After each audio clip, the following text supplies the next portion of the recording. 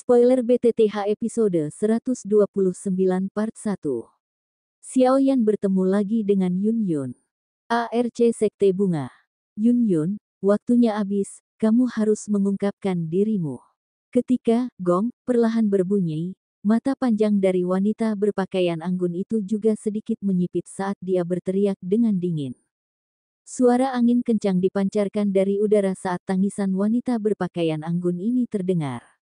Segera, sosok putih dengan lembut melayang. Setelah itu, kakinya dengan lembut mendarat di alun-alun. Ketika sosok putih mendarat di alun-alun, semua mata yang hadir menoleh ke arahnya. Meskipun ini bukan pertama kalinya melihatnya, ekspresi terkejut masih muncul di mata banyak orang. Wanita di alun-alun itu mengenakan blus dan rok putih. Tinta hitam gelap seperti rambut panjang berhamburan seperti air terjun dan mencapai pinggangnya. Penampilan yang sangat cantik itu muncul seperti peri bunga di pegunungan yang tidak peduli dengan hal-hal duniawi dan dipenuhi dengan pesona dunia lain. Saat kedua matanya berputar, mereka sepertinya memiliki kejelasan yang meresap jauh ke dalam tulang seseorang. Tidak ada sedikit pun keinginan untuk bersaing. Wanita seperti itu hanya bisa dijelaskan dengan dua kata. Bantalan tak tertandingi. Siapa lagi yang bisa memiliki sikap seperti itu selain Yun Yun, yang telah dipisahkan dari Xiaoyan selama bertahun-tahun. Beberapa tahun telah menyebabkan dia menjadi seperti anggur yang diseduh jauh di bawah tanah, menyebabkan dia menjadi semakin memabukkan. Itu bahkan memberi seseorang dorongan untuk tidak bangun dari keracunan. Awan yang nyaman seperti keanggunan itu menyebabkan cukup banyak sesepuh dalam sekte bunga diam-diam menganggukkan kepala. Tidak heran kepala sekte akan menyerahkan posisi itu kepada Yun Yun sebelum dia meninggal. Hanya pada poin ini saja, jelas ada celah besar antara kedua wanita ini. Pria yang tampak jahat di samping wanita berpakaian anggun memiliki ekspresi panas berapi-api berkedip di matanya ketika dia melihat wanita berpakaian putih. Kecantikan yang begitu indah memiliki daya pikat yang mematikan terhadap seseorang yang mencintai keindahan seperti hidupnya. Mata dari sekitar tempat yang tiba-tiba tertuju pada Yun Yun juga menyebabkan wanita berpakaian anggun itu mengencangkan tangannya. Kecemburuan yang dalam melintas di matanya. Dia dengan dingin tertawa. Saya pikir Anda tidak akan berani datang hari ini. Kepala sekte, saya tidak memiliki keinginan untuk posisi kepala sekte. Mengapa Anda harus memaksa saya dengan cara yang begitu pahit? Petik 2.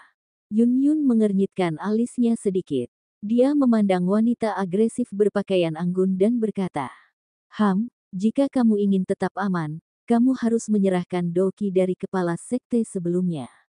Pemimpin sekte ini dengan baik hati menerima Anda saat itu. Tidak disangka bahwa Anda benar-benar berani mencoba dan meletakkan jari Anda pada posisi utama sekte bunga saya. Petik 2. Wanita berpakaian anggun dengan dingin berteriak. Jika aku sadar bahwa Nenek Hua adalah kepala dari sekte bunga, aku tidak akan menyelamatkannya. Yun Yun menggelengkan kepalanya dan dengan lembut berkata, adapun segel doki itu, telah ditinggalkan di tubuhku oleh Nenek Hua. Jika Anda benar-benar menginginkannya, Anda bisa datang dan mendapatkannya. Apa menurutmu ketua sekte ini takut padamu? Wanita berpakaian anggun itu tertawa dingin. Segera, dia melirik pria jahat itu, hanya untuk melihat bahwa yang terakhir sedang menatap Yun Yun. Kemarahan segera melonjak di dalam hatinya saat dia berteriak. Yao Liang, Liang seperti kekasih, serang denganku. Yun Yun, Anda memiliki warisan dari kepala sekte lama. Saya pikir Anda seharusnya tidak memiliki masalah melawan dua orang sendirian. Anda juga mengetahui aturan sekte bunga. Sepasang suami istri bisa bertarung bersama. Petik 2. Wanita berpakaian anggun itu mengalihkan pandangannya ke arah Yun Yun dan tertawa dingin. Jangan katakan bahwa saya menindas Anda. Jika Anda memiliki seorang pendamping, Anda juga dapat memanggilnya. Petik 2.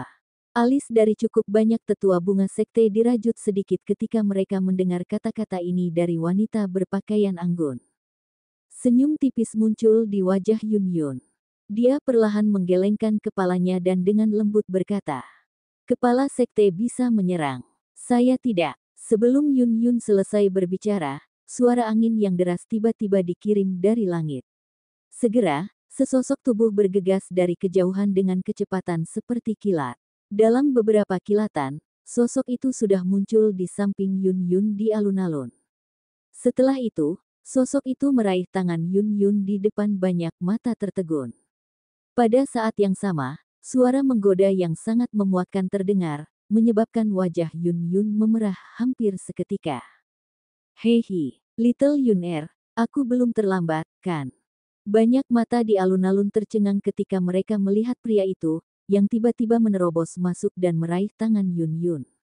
Dalam sekejap, seluruh tempat menjadi sunyi. Semua orang saling memandang dan agak tidak yakin tentang alasan terjadinya ini. Kamu, Xiaoyan, mengapa kamu di sini? Wajah Yun Yun memerah karena malu.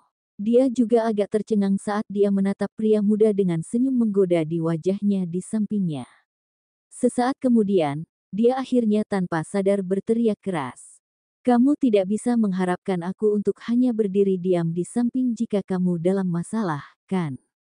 Xiaoyan mengamati keindahan tak tertandingi di depannya ini. Ada kelembutan bawah sadar tambahan dalam suaranya. Apakah ini Yanran? Yun Yun sedikit terkejut sebelum dia memahami situasinya. Segera, dia merasakan panas yang disalurkan dari tangannya. Dia buru-buru menarik tangannya dari telapak tangan Xiaoyan dengan wajah merah yang cantik dan berbicara dengan agak hati-hati. Ini adalah sekte bunga. Bagaimana Anda bisa dengan sembrono menerobos masuk? Petik 2. Hei, kamu sudah bersembunyi dariku bertahun-tahun. Seharusnya sudah cukup, bukan? Petik 2. Xiaoyan tersenyum sedikit dan berkata, siapa yang bersembunyi darimu? Siapakah yang telah datang? Beritahu saya nama Anda. Anda benar-benar berani menerobos masuk ke sekte bunga saya. Petik 2. Wanita berpakaian anggun itu memfokuskan matanya ke Xiaoyan dan berteriak dengan dingin. Dari cara ini, tampaknya pemuda ini adalah penolong yang ditemukan Yun Yun. Anda dapat memperlakukan saya sebagai teman Yun Yun. Xiaoyan melirik wanita berpakaian anggun dan berbicara dengan santai. Wajah Yun Yun memerah setelah mendengar kata-kata Xiaoyan ini. Dia melihat yang terakhir dengan malu dan marah. Namun, Xiaoyan mengabaikannya. Matanya hanya menatap kedua orang di seberang. Seseorang dengan kekuatan Douzun hanya 2 bintang juga berani bertindak arogan di sini. Diri mulia ini berpikir bahwa Anda lelah hidup. Petik 2. Pria berwajah jahat di samping wanita berpakaian anggun dengan lembut mengepakkan kipas lipat di tangannya.